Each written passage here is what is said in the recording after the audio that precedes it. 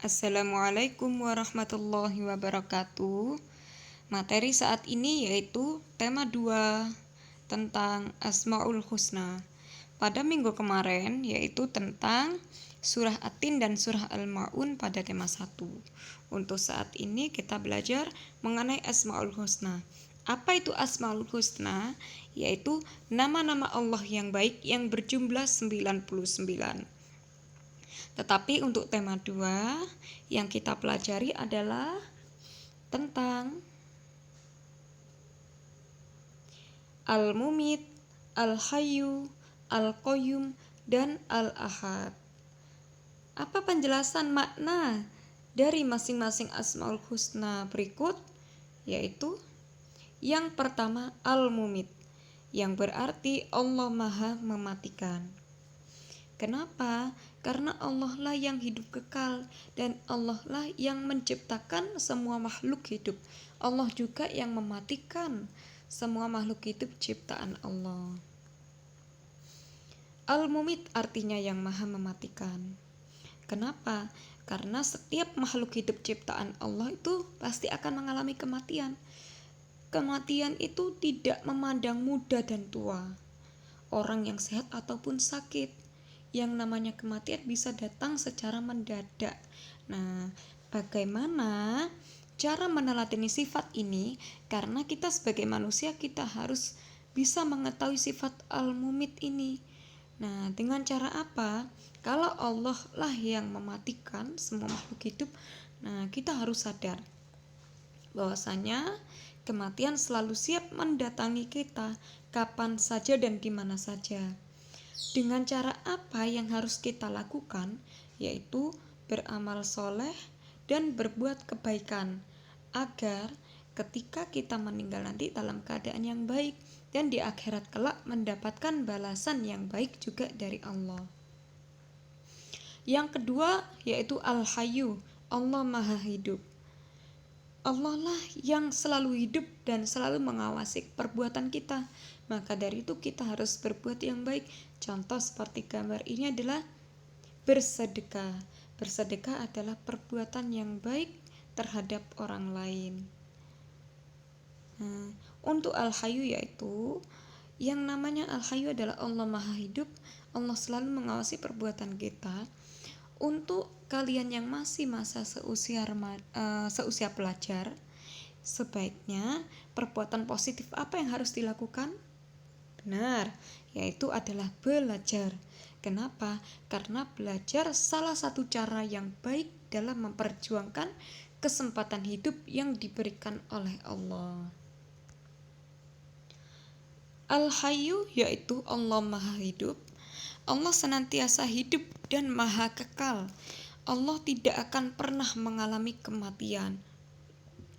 Kenapa? Karena Allah adalah sumber dari segala yang hidup dan Allah memberi dan mencabut kehidupan dari makhluknya sesuai dengan kehendak Allah. Sifat Allah yang maha hidup sama seperti sifat yang lain, yaitu bersifat mutlak selama-lamanya. Tidak akan mengalami yang namanya perubahan ataupun pengurangan, ataupun Allah juga tidak akan mengalami kerusakan ataupun peniadaan. Peniadaan itu hilang, tidak akan seperti itu.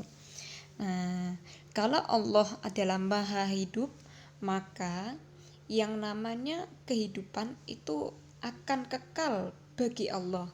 Bagaimana cara meneladani sifat Al-Hayyu untuk kita manusia? Yaitu karena kita diberikan kehidupan oleh Allah, maka dari itu kita harus mempergunakan kesempatan hidup yang diberikan oleh Allah dengan sebaik-baiknya.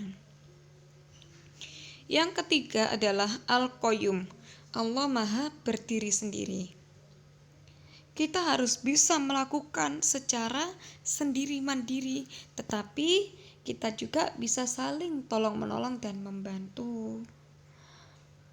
Al-Qayyum yang berarti yang maha berdiri sendiri. Allah adalah zat yang tidak memerlukan bantuan apapun dari makhluknya. Kenapa? Karena Allah adalah zat yang menciptakan langit dan bumi serta Allah yang mengurusnya. termasuk mengurus semua makhluk hidup ciptaan Allah yang ada di bumi. Nah, bagaimana kita sebagai manusia dalam meneladani sifat Al-Qayyum, yaitu karena Allah Maha berdiri sendiri, maka kita harus juga bisa sendiri, yaitu dengan cara mandiri dan bersikap yakin kalau kita itu bisa, optimis. Dengan apa? Berusaha mengerjakan segala sesuatu secara mandiri, secara sendiri, dan dilakukan dengan maksimal. Ini adalah perbuatan-perbuatan yang bisa kita lakukan sendiri. Misal seperti membantu orang tua. Membantu orang tua ini bisa dengan cara menyapu. Menyapu itu kita lakukan sendiri. Bukan berarti kita bantu tapi malah kita menyuruh orang lain, enggak. Melainkan apa? Kita lakukan sendiri. Kita mendapatkan tugas dari guru, ya kita kerjakan sendiri. Kemudian pekerjaan-pekerjaan rumah kita kerjakan sendiri. Tapi apabila kita tidak bisa melakukan sendiri, misal dilanda musibah, maka kita perlu butuh bantuan dari orang lain. Ini contohnya, yaitu manusia pasti membutuhkan bantuan orang lain dalam kehidupannya. Tidak mungkin yang namanya manusia itu hidup individual, hidup sendiri. Pasti saling tolong-menolong dan saling membantu. Tetapi Allah tidak membutuhkan bantuan makhluknya, karena Allah mempunyai sifat Al-Qayyum, melainkan Allah lah yang membantu setiap makhluk hidup ciptaan Allah. Contoh panti asuhan seperti gambar berikut ini. Nah, kita karena mereka tidak bisa mendapatkan uang secara sendiri, mereka membutuhkan bantuan dari orang-orang yang mampu di sekelilingnya. Apabila kita memiliki harta yang berlebih, maka sebaiknya kita membantu mereka. Yang terakhir, yang keempat adalah Al-Ahad, yang berarti Allah Maha Esa. Maha Esa itu apa? Allah itu satu. Nah, hanya Allah lah yang harus disembah, dan kita memohon pertolongan hanya kepada Allah. Al-Ahad artinya yang Maha Esa, baik sifat dan zatnya maupun namanya, karena Esa itu artinya satu. Jadi Allah itu satu. Tidak ada Tuhan selain Allah. Tidak ada Tuhan yang wajib disembah selain Allah. Apabila ada orang yang menyembah selain Allah, maka ia disebut dengan kata musyrik atau orang musyrik. Musyrik itu apa? Musyrik itu menyekutukan Allah, menyembah selain Allah. Nah, dengan cara apa kita harus meneladani sifat Al-Ahad karena Allah Maha Esa?